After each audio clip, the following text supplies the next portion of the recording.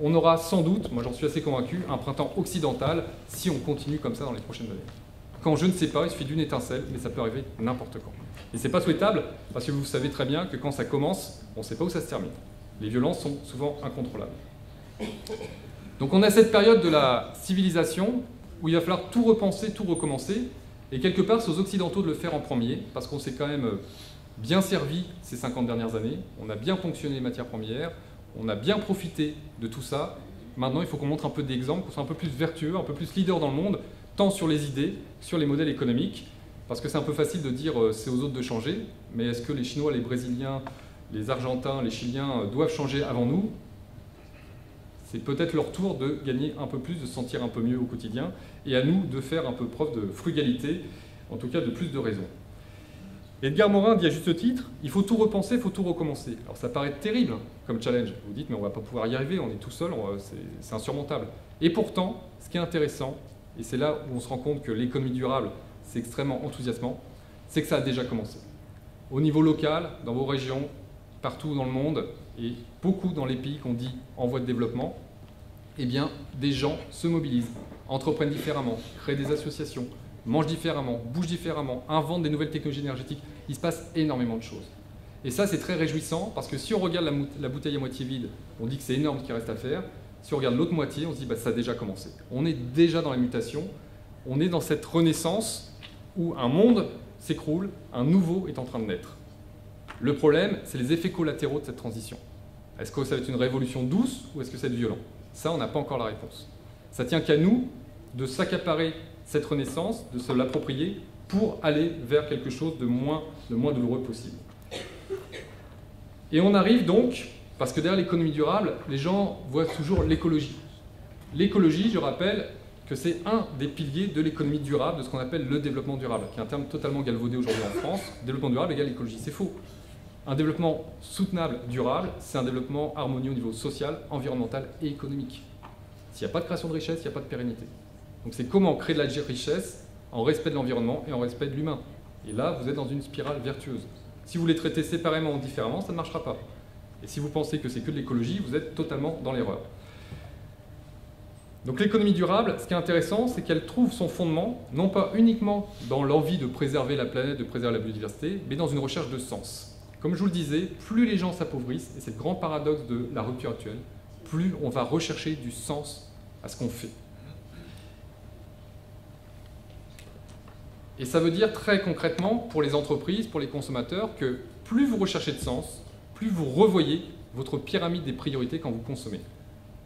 On a tous des priorités d'achat. Ces dernières années, c'était le véhicule, l'immobilier, le vestimentaire, etc., etc. À partir du moment où les gens s'appauvrissent, je vais prendre l'exemple de l'automobile, eh bien l'automobile n'est plus en haut de la pyramide des priorités pour un jeune de 18 ans, ça passe en fin de pyramide. Dernier investissement, dernier poste d'investissement. Pas tous, vous opinez, on est d'accord. Mais je vous assure que, en rencontrant beaucoup de gens qui ont des enfants d'une vingtaine d'années et beaucoup de jeunes aussi, la voiture, c'est plus la priorité. Elle est encore importante pour travailler, il faut une voiture quand on habite un peu loin des centres-villes. Mais ce n'est plus la priorité. Le jour de mes 18 ans, j'ai passé mon permis de conduire. Il y a combien de jeunes qui font ça aujourd'hui? Petite minorité. Et la voiture devient de la mobilité, j'y reviendrai tout à l'heure, plus qu'un objet de valorisation sociale. Donc il y a un changement de pyramide et de priorité. Et ça veut dire que cette allocation qui est en train de changer, eh bien, elle va s'accentuer à mesure qu'on va s'appauvrir, et que si vos produits, si vos services dans vos entreprises ne sont pas porteurs de sens, eh bien, ils vont perdre en valeur, ils vont perdre en intérêt auprès d'une population qui va aller sur des produits plus compétitifs qui rempliront leurs fonctions. On verra après qu'on appelle ça le just enough, le juste prix. Soit on sort par le haut, on donne du sens et on reste en haut de la pyramide, soit on sort par le bas, et là c'est très compétitif, il y a beaucoup de monde, c'est très concurrentiel. Mais si vous restez au milieu, un produit sans saveur, sans odeur, eh bien le marché il va s'écraser. Je pense à Renault qui est en train de revoir son positionnement à juste titre. Soit il sort par le haut de gamme, et éventuellement la Dacia, les deux en même temps, mais rester sur la Mégane, j'ai un grand respect pour la Mégane, mais c'est juste pour vous dire que la Mégane c'est une voiture trop chère pour ce qu'elle apporte. 15 000 à 20 000 euros pour se mouvoir dans un véhicule qui n'est pas luxueux, c'est pas un positionnement durable dans une société qui s'appauvrit. C'est la raison pour laquelle la Dacia marche très bien, la Logan marche très bien, vous bougez avec 4 roues une voiture à 8 000 euros, et si vous voulez faire plaisir, vous achetez une Mercedes, une BMW, une Audi, une marque de luxe. Voilà. C'est les deux tendances qui sont en train de s'accentuer, sachant que le luxe, Le sens ne se résume pas au luxe. Le luxe est une catégorie de la recherche de sens, mais n'est pas la seule, on va le voir. Donc le monde de demain, qui est en train de se mettre en place, finalement, c'est un monde moins matérialiste, par la force des choses. La philosophie viendra après. Vous savez, Malraux disait que le XXIe siècle sera spirituel ou ne sera pas. On rentre dans une nouvelle forme de spiritualité, j'en suis convaincu. Mais on n'y vient pas parce qu'on a envie de spiritualité, enfin pas tous. On y vient d'abord parce que ça nous touche le portefeuille, et c'est exactement ce qui est en train de se passer. Donc on va devenir moins matérialiste parce qu'on a moins d'argent. Et on va découvrir une nouvelle façon de vivre avec moins de choses, moins de biens, mais plus de liens. C'est la redécouverte de valeurs essentielles, qui sont les valeurs humaines, la proximité, la solidarité, l'échange, la chaleur humaine, qu'on a un peu oublié ces dernières années. Et cette exigence de sens, d'engagement, de donner une véritable utilité à ce qu'on fait et à ce qu'on est, c'est en train de se développer dans plusieurs strates de la société, et je vais ventiler en quatre étapes. On le voit dans la consommation. Alors dans la consommation, qu'est-ce qui se passe? Quand vous interviewiez les gens au lendemain de l'effondrement de Lehman Brothers, en 2009, ils vous disaient, grosso modo, le progrès, c'est plus d'accumuler des biens, le progrès, c'est de choisir d'être sélectif, de consommer mieux. Alors ça, c'était les intentions en 2009. Une autre étude a été faite récemment, en 2012, par un cabinet qui s'appelle Eticity. Et que dit Eticity? Ils vous disent, effectivement, les Français sont prêts à changer leur mode de consommation. Après, pas à n'importe quel prix, pas n'importe comment, il ne faut pas que ça entame trop leur confort. Mais si on a des arguments solides, ils sont prêts à acheter différemment. Et ils sont même prêts parfois à mettre 5, 6, 7%, voire 10% de plus pour un produit local, de qualité, qui soutient des emplois locaux, régionaux. C'est des tendances qui sont en train de s'affirmer. Ne me faites pas dire que c'est déjà une réalité, ce sont des signaux faibles qui sont en train de prendre de l'ampleur. Et on voit par exemple dans le bio n'est pas la seule alimentation porteuse de sens. Il y a tous les produits régionaux, les produits basques, les produits bretons, les produits corses. Toutes les régions aiment leurs produits locaux. Ça a du sens, on soutient l'économie locale. Mais le bio est intéressant parce que c'est un peu un épiphénomène dans la consommation.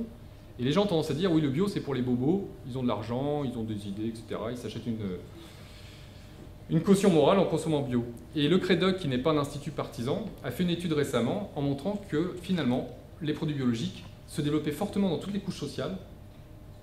Même des gens qui étaient dans le seuil de pauvreté, moins de 800 € par mois, ça fait pas lourd, consommaient de plus en plus de produits biologiques pour leur santé, celle de leurs enfants. Bien sûr, ils n'achètent pas un rôti à 30 € le kilo, mais ils achètent des œufs, du lait, du pain, des choses moins chères, mais ils participent aussi à ce mouvement parce qu'eux aussi ont envie d'avoir accès à une alimentation plus responsable, à une consommation plus engagée. Donc on se rend compte que ce n'est pas un épiphénomène réservé aux bobos ou aux classes supérieures. C'est quelque chose qui est petit à petit en train de transpirer dans la société. Et ça va continuer. Pourquoi? Parce que le consommateur occidental est de plus en plus alarmé par les risques sanitaires. Il suffit d'allumer sa télévision, d'allumer la radio, d'ouvrir des journaux. Depuis 2 ans, on ne cesse de parler du bisphénol, des risques des pesticides pour la santé, de tout un tas de produits, plus les scandales qu'on a eu en Chine avec la mélamine dans le lait, les bottes en caoutchouc où le gamin transpirait, il avait des démangeaisons, voire il était intoxiqué. Tout ça est en train de se développer. Et vous avez ces campagnes d'affichage par des ONG comme France Nature Environnement qui disaient à juste titre aux gens qui comptaient aller en Bretagne, bonnes vacances, avec les algues vertes. Et c'est des choses qu'on ne voyait pas il y a encore 10 ans. Et pourquoi ça va continuer à se développer? Parce que l'intermédiaire qu'on appelle la distribution a pris conscience de sa responsabilité, de la nécessité de changer sa politique d'achat, d'approvisionnement. Alors on n'en est qu'au tout début, je mets un bémol, parce que vous savez combien c'est difficile de faire changer des marques comme celle-là, dont vous reconnaissez le logo, ou bien d'autres, mais il n'empêche que pour côtoyer ces gens-là, pour travailler avec eux depuis quelques années, il y a un vrai changement. Il y a 3 ans, 4 ans, quand je leur disais, via des clubs APM ou autres, attention, consommation responsable, c'est pas un épiphénomène, vous n'allez pas y couper, ça va se développer, ils me disaient oui, alors là, ce qui compte, c'est le prix, me faites pas rire avec vos trucs de bobos utopistes. 2012, ils sont tous dedans. Auchan, Carrefour, Leclerc, Super U, consommez mieux, consommez bien, consommez local, donnez du sens à votre consommation, nous sommes des gens responsables, ils sont tous dans le même discours. Avec des succès plus ou moins mitigés, on va dire, ça dépend des enseignes, mais en tout cas, ils ont pris conscience. Et j'étais récemment à Prague, à un colloque national pour une grande enseigne, où il y avait tous les directeurs de toutes les centrales de France. Eh bien, croyez-moi que le discours, ils l'ont entendu. La grosse difficulté maintenant, ça va être de mettre en musique le changement, et ça va prendre quelques années, parce que c'est pas simple. Sans les excuser, c'est pas simple d'acheter des produits textiles, alimentaires, responsables à travers le monde. C'est extrêmement compliqué. Il y a un problème de traçabilité, de qualité, vous connaissez la problématique.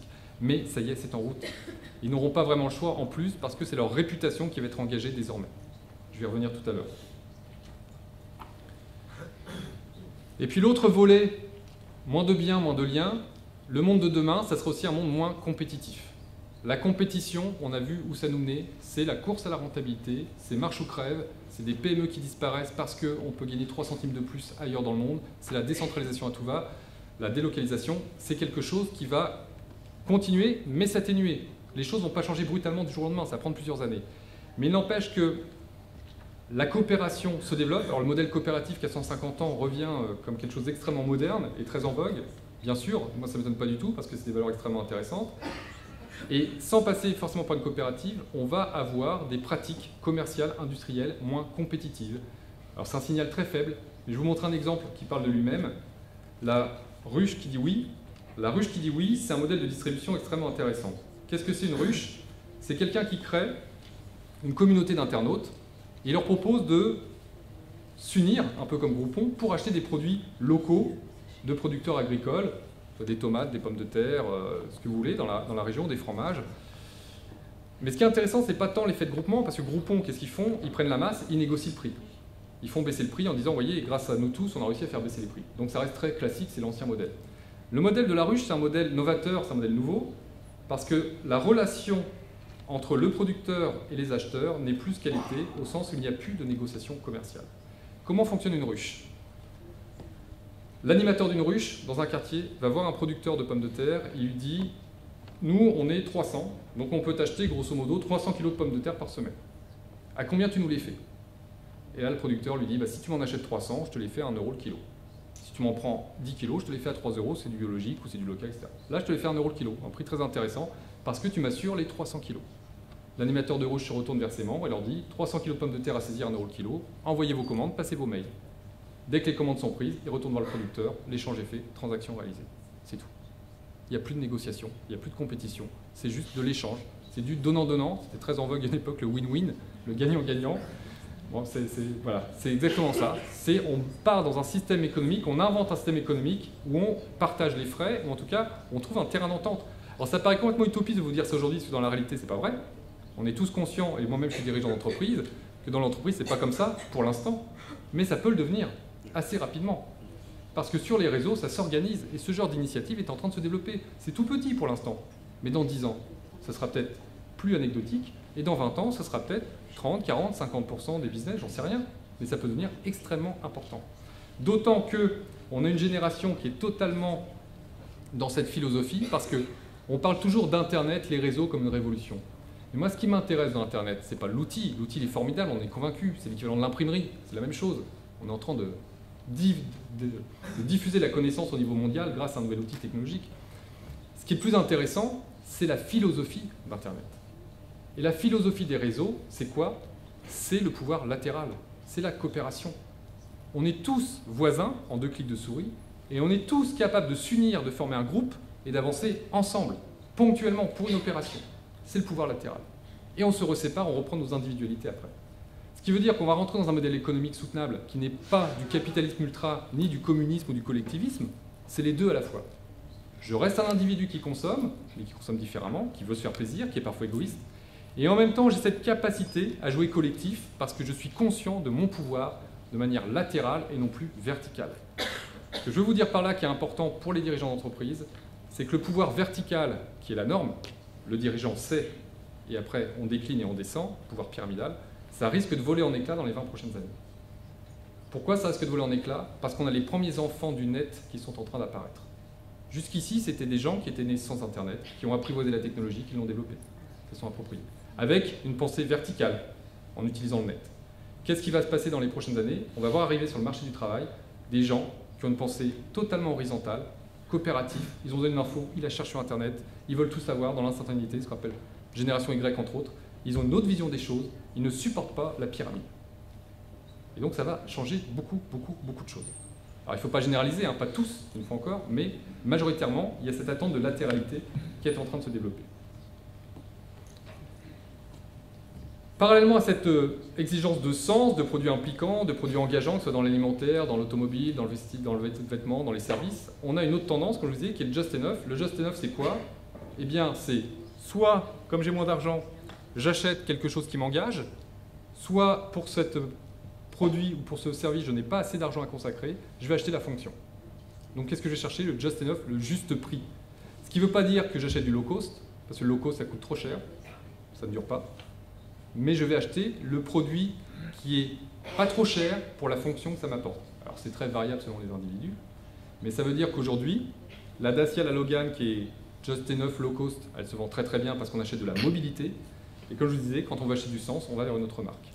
Et c'est les deux tendances lourdes qui sont en train de se développer et qui ne sont pas contradictoires, parce que le même individu peut chercher du sens quand il achète une bouteille de vin local.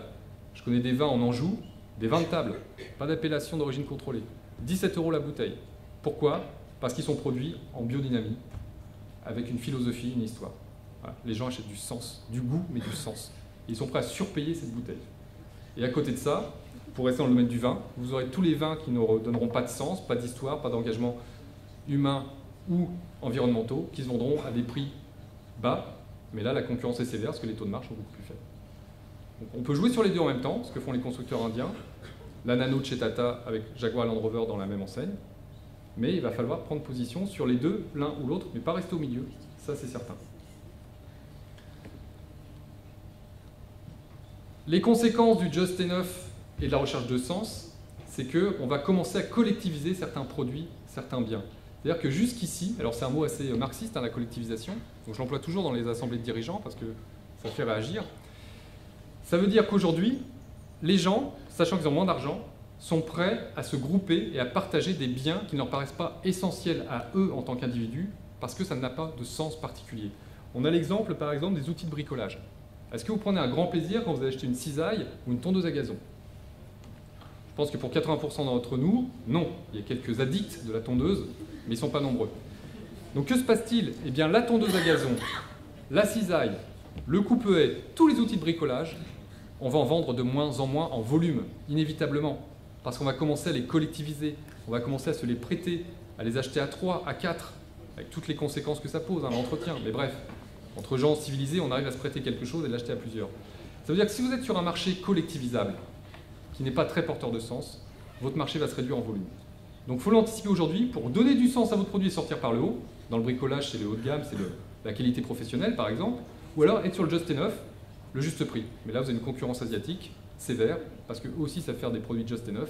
Ils ne font pas que du très bas de gamme. Voilà, c'est important d'en prendre conscience.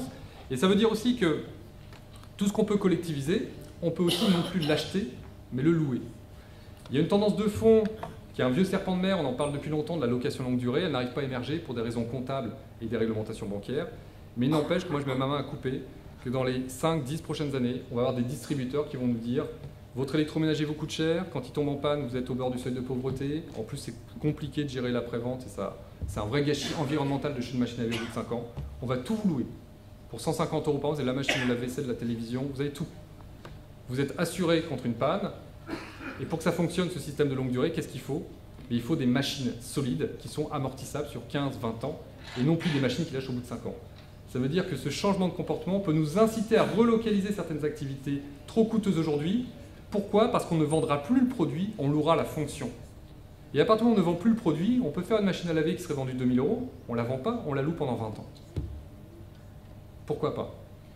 C'est encore un signal faible, mais ça veut dire que des nouveaux marchés vont se créer par des produits de qualité et que ça veut dire qu'on pourra relocaliser parce que le coût de la main-d'œuvre sera plus faible.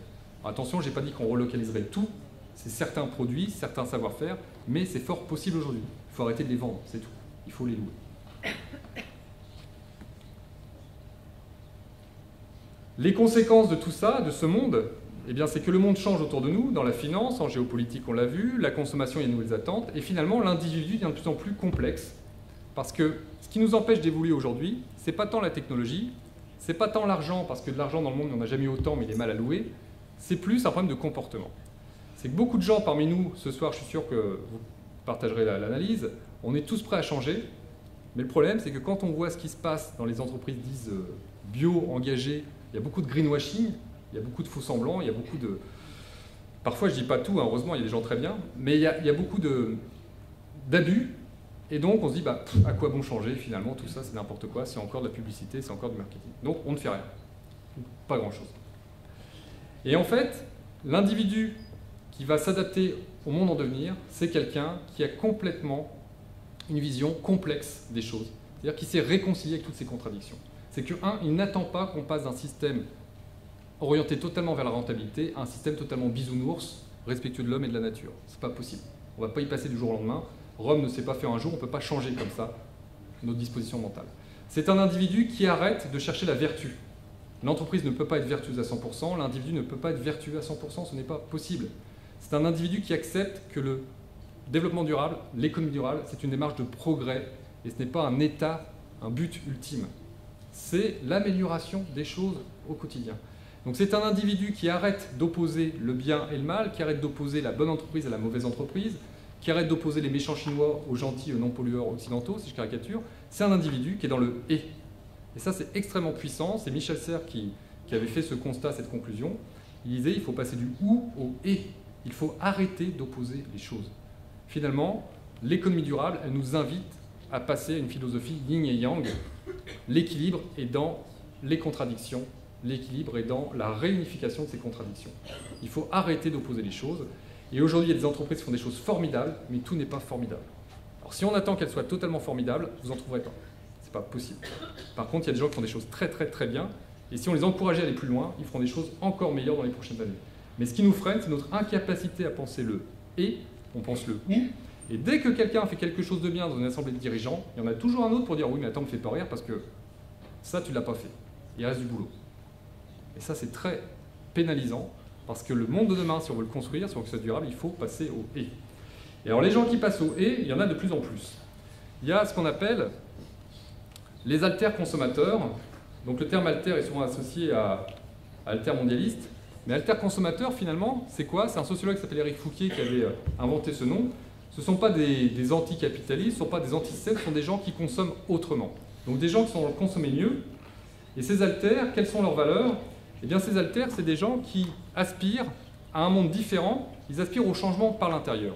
Ils sont activistes, c'est intéressant parce que les alters dans l'entreprise, ils vont vous déplacer des montagnes, ils vont s'accaparer les questions de RSE, responsabilité sociale de l'entreprise, de questions de développement durable, ils vont être motivés, être volontaires.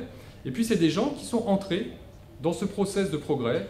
Ils n'attendent pas que tout soit parfait pour changer de mode de consommation, de mode de mobilité, de mode de vie. Ils ont entamé une démarche. Et ils n'attendent pas la perfection, c'est juste une philosophie, une nouvelle démarche en se disant je ne suis pas seul, je suis un élément systémique du système. Tout ce que je fais a une répercussion sur l'ensemble de mes confrères, sur mon pays, la région, sur mon pays national, sur mon continent, sur la nature, sur les autres. Et ça, ils en sont conscients. Donc c'est des gens qui sont toujours dans la recherche du compromis permanent. C'est typiquement les gens qui s'appuient sur boire de l'eau en bouteille ou de l'eau avec des carafes Britax pour filtrer l'eau. L'eau en bouteille, c'est bourré de phtalate, et quand vous la filtrez, il n'y a plus d'oligo-éléments dedans. Donc qu'est-ce qu'on fait? Eh bien, on ne sait plus. Donc on boit les deux. Voilà l'alter. Il fait le compromis. L'alter, c'est celui qui va regarder les étiquettes des produits pour savoir d'où ça vient, quels sont les composants chimiques, quels sont les colorants. Il est en recherche d'un produit sain pour lui, sain pour les autres, pour la collectivité. Donc c'est pas faire du responsable pour les autres ou que pour soi.